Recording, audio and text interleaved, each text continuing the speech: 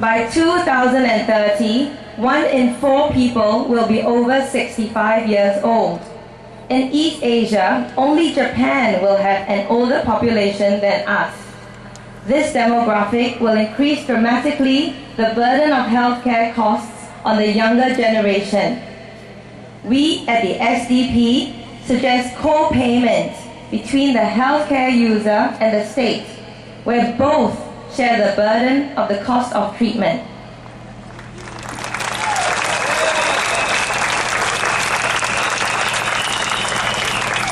Cost subsidies, not market subsidies, should be increased. Medisave and Medishield are not enough, especially when you read the fine print of when the funds can be used and for what specific treatment. Many conditions must be met before you qualify for MediFund. These conditions discourage many needy sick people from seeking the help they need. I remember a time when public health care in Singapore was affordable and accessible. Medical care must be made affordable for Singaporeans again. Yes!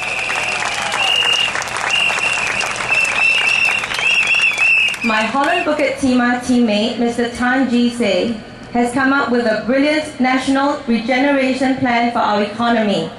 Please get a summary of this from our SDP booth before you leave. This includes a hospital regeneration component where we aim to add another 8,500 beds to public hospitals and double the number of healthcare personnel. Would you like a first world standard of healthcare in Singapore? Yeah! Now let's talk about education. I am a teacher. I teach our young people English. When it comes to education, what reform is most needed? It is fun. Our young people need to find learning fun. Yes! The focus on academic results and comparative league tables ranked by MOE results in an onerous and pressurizing environment not only for our children and for their parents, but for our teachers as well. As Dr. Ang mentioned in a previous rally, a patient suffering from depression was prevented from returning to her studies as her principal was concerned her potentially poor results would bring down the ranking of the school. Is our system leading our principals to choose the wrong priorities for our children? No! Yes! What about the many children diagnosed with autism or learning disabilities? A good friend of mine was told by her pediatrician at her last baby checkup that her child might have hearing difficulties. Immediately, her heart sank as she realized no accommodation would be made in our unforgiving system for such children with special needs. She told me she was then determined to move to Australia should the diagnosis be confirmed. Yet many in Singapore have no such option. It is the height of irony that those in need of the most help in Singapore receive the least. Agree! Agree! Also, in a walkabout in the Holland-Bukit Timah constituency, a young couple asked me if Singaporean children were allowed to go to international schools. What a stunning indictment of our education system. Now, in order for our children to grow up happy and confident, we have to avoid the very schools we grew up in. Preschools now cost up to $10,000 a year for 3-year-olds. What the? Oh! In Singapore, now we have integrated programs for the top schools. What does that mean? It means that after PSLE, those who are good enough go to the IP schools. Sorry, hardly any places in these top schools will be available for other people after the O-levels. So now, the student's path to top junior colleges is decided for the child after primary 6. Who does this benefit? The government tells us many countries are learning from us how to teach maths. But my mother always told me, look at those who are ahead of you, not those who are behind you. So let us look to learn from Finland. According to Newsweek, Finland ranks at the top globally in education. There, class sizes are smaller. The teachers eat together with the students.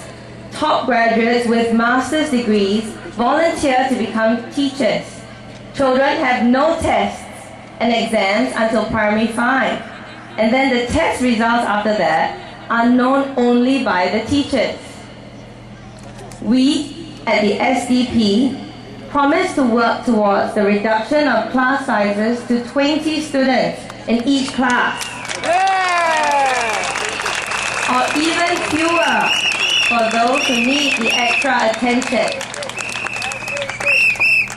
Each child is unique, and the teachers need to be able to know their pupils well in order to identify their strengths and weaknesses and help them accordingly.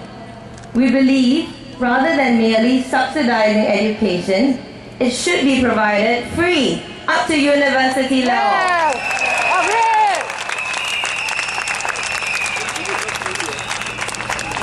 For early childhood education, which is increasingly recognized as important, but where the range of providers is varied, a standard subsidy could be given for schools with fees capped at below a certain level. Children of single mothers should not be penalized any more than they already are by society. They should be included in government schemes for children's education. Bill Clinton, Barack Obama, and many other very successful people were children of single mothers. How many Bill Clintons and Barack Obamas have we left behind, Singapore? These measures would reduce substantially the burden on parents and children. The government likes to tell us that our people are our most valuable resource. It has not done enough to show it means this. With our proposed measures, that statement would finally mean something. I hope you have a better understanding of the vision that my teammates and I have for our nation's future. It is a vision of hope, where quality of life and the higher order needs of our people are not subsumed to the blind pursuit of GDP growth and GDP growth only. A future where no one, regardless of race, language, religion, or anything else, is left behind or excluded. A future where people are not afraid to speak their minds, to participate in government, and to take ownership of their personal role in society.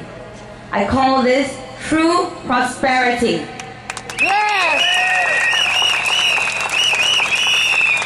It is time to put fear behind us and walk boldly into the future of our choice. A future of peace, happiness, and true prosperity.